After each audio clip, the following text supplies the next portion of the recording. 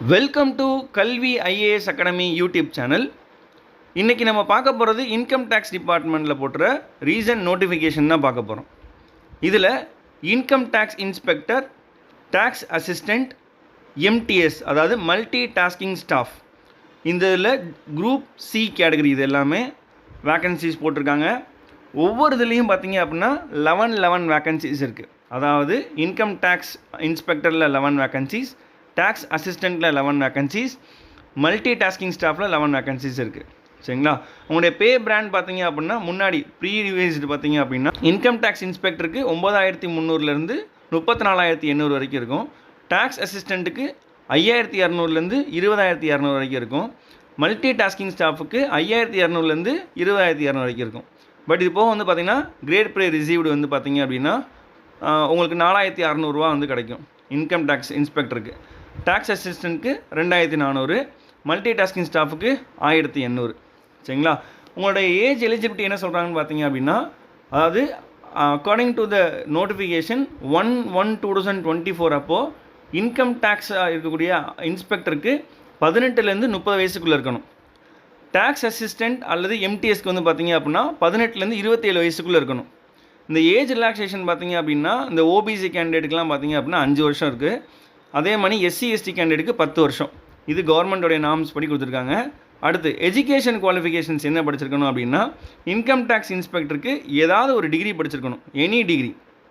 அதுக்கப்புறம் tax assistant பார்த்தீங்க அப்படின்னா அதே மாதிரி எனி டிகிரி. பட் அது போக பார்த்தீங்க அப்படின்னா டைப்பிங் ஸ்பீடு வேணும்னு சொல்கிறாங்க. சரிங்களா? டேட்டா என்ட்ரி ஸ்பீடு, அதாவது ஸ்பீட்னா இங்கே சர்டிஃபிகேட் தேவையில்லை, நீங்கள் டைப் பண்ண தெரிஞ்சால் போதும். அவங்க என்ன சொல்லியிருக்காங்க அப்படின்னா 1 மணி நேரத்துக்கு 8000 கீஸை நீங்கள் ப்ரெஸ் பண்ணுற அளவுக்கு உங்களால் வேகமாக டைப் பண்ண முடியுமா, அவ்வளோதான் கேட்டிருக்காங்க. ஸோ இங்கே வந்து லோயர் அப்பர் இந்த மாதிரிலாம் சர்டிஃபிகேட் கேட்கல.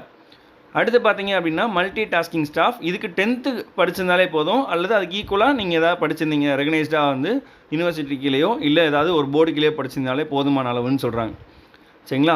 ஸோ இதோட வேக்கன்சிஸ் பார்த்தீங்க அப்படின்னா எப்படி ஸ்ப்ளிட் பண்ணியிருக்காங்க பாருங்கள். இது வந்து ஒரு ஸ்போர்ட்ஸ் சம்மந்தமாக போட்டிருக்க நோட்டிஃபிகேஷன். சரிங்களா? அப்போ ஒவ்வொரு ஸ்போர்ட்ஸ்லேயும் எவ்வளோ பேர் வேணும்னு சொல்லி கேட்டிருக்காங்க.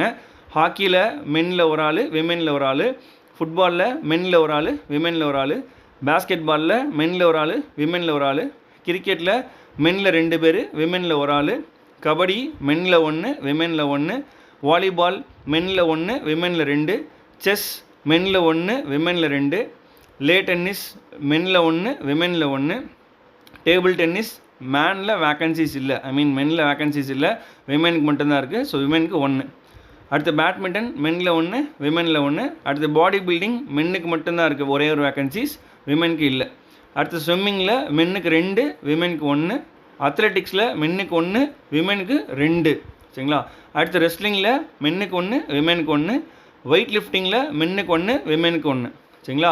ஓவராலாக பார்த்தீங்க அப்படின்னா மென்னுக்கு மட்டும் 16 வேக்கன்சிஸும் விமெனுக்கு 17 வேக்கன்சிஸும் கொடுத்துருக்காங்க. ஓகேவா? அடுத்து ஸ்போர்ட்ஸோடைய எலிஜிபிலிட்டி கொடுத்துருக்காங்க. நீங்கள் ஸ்போர்ட்ஸில் இருந்தால் மட்டும் போதாது, அதில் வந்து சில விஷயங்களில் ஜெயிச்சிருக்கணும் அப்படின்னு சொல்லி போட்டிருக்காங்க. சரிங்களா? அதில் வந்து பார்த்தீங்க அப்படின்னா இந்த நோட்டிஃபிகேஷன் செக் பண்ணி பாருங்கள். நீங்கள் இதில் ஏதாவது ஒரு கேம்ஸில் ஜெயிச்சிருக்கீங்களா? நீங்கள் யூனிவர்சிட்டிக்கான இன்டர் யூனிவர்சிட்டியாக இருந்திருக்கலாம், இல்லை நீங்கள் வந்து கேலோ இந்தியா கேம்ஸில் பங்கு கொண்டு இருந்திருக்கலாம், இல்லை அப்படின்னு பார்த்தீங்க அப்படின்னா டிஸ்ட்ரிக்ட் சாம்பியன்ஸாக இருக்கலாம். ஸோ இந்த மணி இதில் கொடுக்கப்பட்டதில் உங்களுடைய ஸ்போர்ட்ஸ் வைஸில் இருக்கா அப்படின்னு செக் பண்ணிக்கோங்க. ஏன்னா இது ரொம்ப ரொம்ப முக்கியமான ஒன்று. ஏன்னா நீங்கள் வந்து கேம்ஸ் இருக்கலாம், ஆனால் அதுக்கான சர்டிஃபிகேட்ஸ் அண்ட் மெடல்ஸ் வந்து நீங்கள் வச்சுருக்கணும் கையில். ஓகேவா?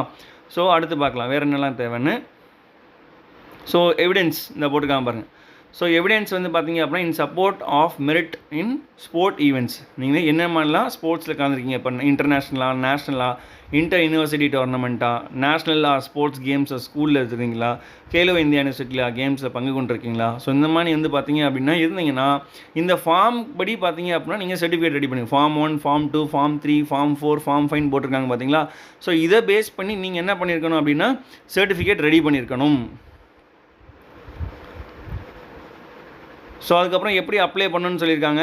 ஸோ இது வந்து அவங்களுடைய அஃபீஷியல் வெப்சைட். சரிங்களா? தமிழ்நாடு இன்கம் டேக்ஸ் .gov.in அப்படின்ற வெப்சைட்டில் நீங்கள் போய் டேரெக்டாக அப்ளை பண்ணலான்னு சொல்லியிருக்காங்க. சரிங்களா? ஸோ சர்டிஃபிகேட்லாம் வந்து நீங்கள் கண்டிப்பாக உங்களுடைய காப்பீஸை வந்து அப்லோட் பண்ணுற மாதிரி வரும். ஸோ அதெல்லாம் முன்னாடி எடுத்து வச்சுக்கோங்க. ஓகே, இதுக்கு வந்து அப்புறம் பார்த்தீங்க அப்படின்னா அதோட லாஸ்ட் டேட் கொடுத்துருக்காங்க 5/10/2024. இன்னும் கொஞ்ச நாள் தான் இருக்குது. ஸோ முடிஞ்ச அளவுக்கு வேகமாக வந்து அப்ளை பண்ணிடுங்க. சரிங்களா? So thank you so much and will see you on the next notification. Thank you.